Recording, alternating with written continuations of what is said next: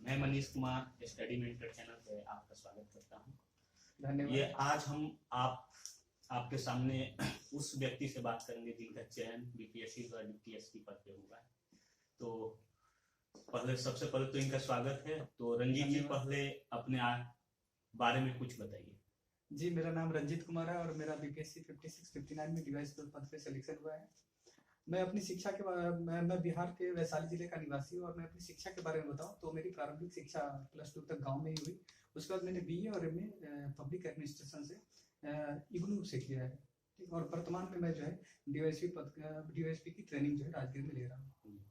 तो पहली मेरी क्वेश्चन है कि बहुत से विद्यार्थियों के माइंड में ये रहता है कि ऑप्शनल हम मैथिली साहित्य को क्यों चुने, तो इसके बारे में आप क्या कहना चाहिए? देखिए, मैथिली साहित्य मैंने क्यों चुना, इसका 3 कारण है। पहला कि मैथिली भाषा से मैं पहले से अवगत हूँ, मेरी पृष्ठभूमि मैथिली भाषा से। दूसरी कि इसका सिलेबस छोटा है और सिलेबस छोटा होने की वजह से जल्दी तैयार हो जाता है और दूसरे जीएस के लिए जो है अधिक समय मिलता है। और तीसरी बात कि ये अंकदायी विषय है, इसलिए मैंने इसका चयन किया।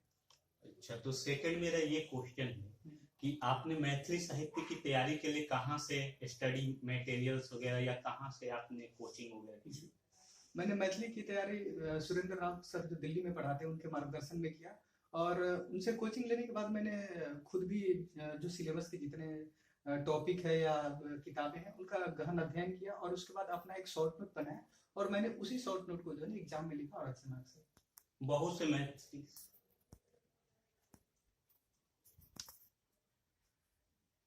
बहुत से जो यूपीएससी एस्पायरेंट या अदर पीसीएस एग्जाम की जो तैयारी कर रहे हैं, बहुत से छात्रों के माइंड में रहता है कि मैथिली साहित्य के लिए कौन सी बुक्स हम पढ़े, ये बहुत भ्रामक रहता है। तो इसके बारे में बुक्स और स्टडी मटेरियल कौन सा यूज करें, इसके बारे में कुछ बताएं। जी, मैथिली साहित्य में स्टडी मटेरियल की थोड़ी कमी है, तो इसके लिए अगर आप मैथिली साहित्य लेते हैं तो किसी कोचिंग से मार्गदर्शन लेना ज्यादा सही रहेगा। कोचिंग से मार्गदर्शन से सिर्फ काम नहीं चलने वाला, लेकिन कोचिंग जो है आपको पूरा स्टडी मटेरियल उपलब्ध करा देता है। उसके बाद जो है डिपेंड करता है कि आप उसको कितने अच्छे से शॉर्ट फॉर्म में तैयार कर लेते हैं और जो किताबें उनको पढ़ते हैं, क्योंकि जो उसमें व्याख्यात्मक प्रश्न होते हैं उसका उत्तर देने के लिए आपको कहानी और कविता की समझ होनी जरूरी होती है कि ये कहाँ से उठाया गया है। तो पहला कोचिंग और दूसरा जो है खुद से गहन अध्ययन करना और विषय पर समझ बनाना। तो एक अच्छा आंसर राइटिंग, क्योंकि कहा जाता है कि आपके सिलेक्शन में आंसर राइटिंग की बहुत बड़ी भूमिका है, तो एक अच्छा मैथिली साहित्य में आंसर राइटिंग में किन किन बातों का मुख्य ध्यान देना होता है ताकि हमारा स्कोर अच्छा हो सके? आंसर राइटिंग के लिए सबसे पहले तो हमें क्वेश्चन की समझ होनी चाहिए कि क्वेश्चन में क्या पूछा गया है। कई बार जो मैथिली साहित्य के दूसरा पेपर है उसमें क्वेश्चन में ऐसे शब्दों का चयन किया जाता है कि उसे समझना कठिन होता है, तो हमें आंसर लिखने से पहले बार बार क्वेश्चन को समझना चाहिए। दूसरा आंसर राइटिंग, जब हम एक बार सिलेबस तैयार कर लिए या कोचिंग कर लिए तो उसके बाद हम कोशिश करनी चाहिए कि कम से कम पिछले 5-7 साल के क्वेश्चन का जो है आंसर राइटिंग प्रैक्टिस घर पे किया जाए और बार बार उसको पढ़ा जाए और बार बार याद किया जाए ताकि एग्जाम में जो है अच्छे ढंग से उसको लिखा जा सके।